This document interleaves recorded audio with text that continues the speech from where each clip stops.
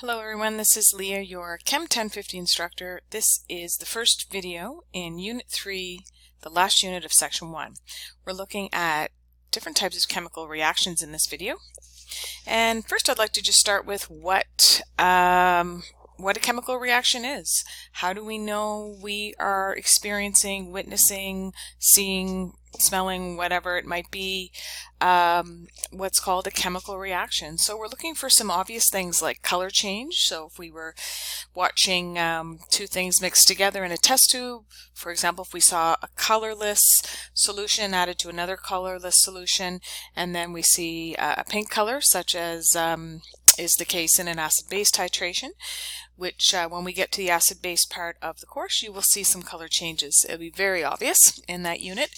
If a solid, like a residue, is formed in a solution that was previously clear, if a gas was formed, for example, if you put an Alka-Seltzer, like an antacid tablet in water, this particular brand will cause the creation of bubbles.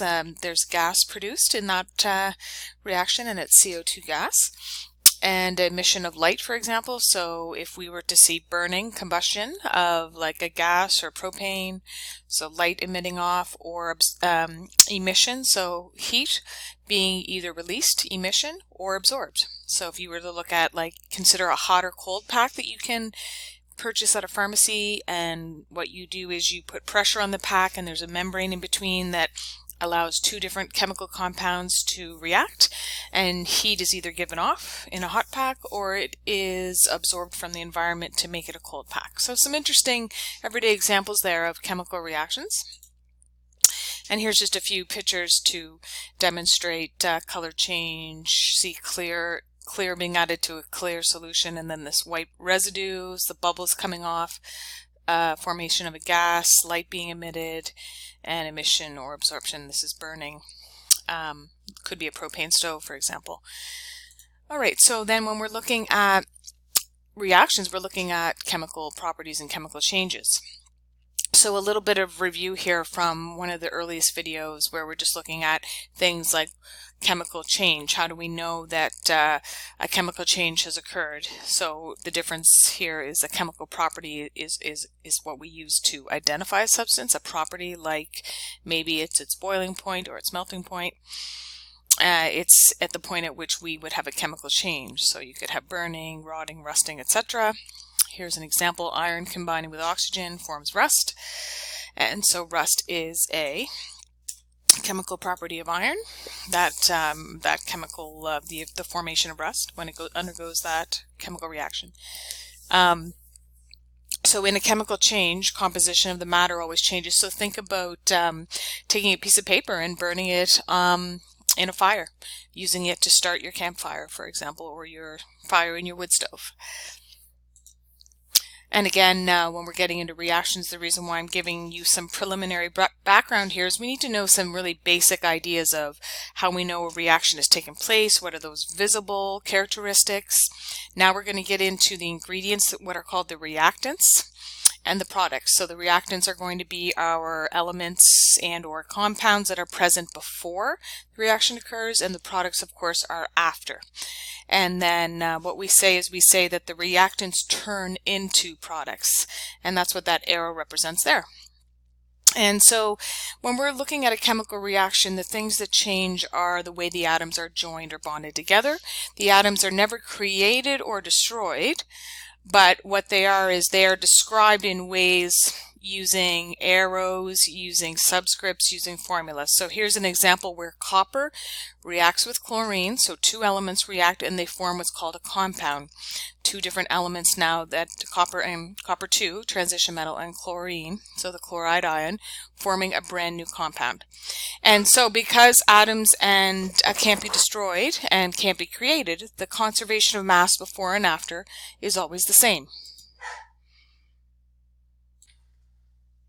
So just reiterating where I was a moment ago was right back here. We were talking about the idea that atoms are not destroyed nor are they created. So that means that the mass before the reaction, so the mass of this copper plus this chlorine, would equal the mass of the copper-2 chloride that is produced at the end of the reaction. So let's look at it in a more visual pattern here, more of a diagrammatical scheme. So imagine we have a molecule of CH4, which is methane, and we have a molecule of oxygen, which is O2. So this is one carbon in the middle with 4 atoms bonded, 4 hydrogens around it. This is O2. And then the bond in between the 2 oxygens and the bonds between the carbon and the hydrogen, they actually will break apart, and this just doesn't happen without something to literally, it may literally spark it, but there's some sort of energy. There has to be an energy source in order to break these bonds, because they're very, very tight chemical bonds. So there has to be a source of energy. Could be light, heat, electrical, etc. Some sort of energy present to then break these bonds, to cause this shuffling, if you will, so that then a carbon ends up attracted to the 2 oxygens, and so we have CO2 formed, and then this is what do we have here? A water formed, an H with 2 O's. And notice that we have, before here, we had 2 oxygen atoms on the left of the arrow as reactants, and over here on the right, we have to say to ourselves, well, wait a second, there's 2 plus 1. Now we've got 3 oxygen atoms. So how does that work? Well, we have to balance the equation, because atoms are neither destroyed nor created.